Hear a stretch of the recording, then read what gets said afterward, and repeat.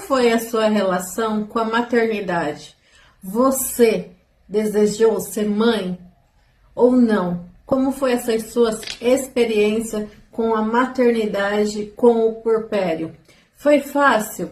Porque muitas pessoas idealizam, romantizam a maternidade, o puerpério, mas nada é instintivo. A maternidade não é instintiva, o puerpério não é instintivo. Não é fácil, né? Mas precisamos de muito apoio para passar por esse processo, por esse período, né?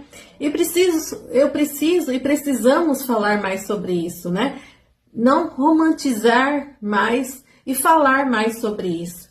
É fácil maternar? É fácil gestar uma criança quando você não se programou, quando você não planejou esse bebê e quando você decide que queria uma menina e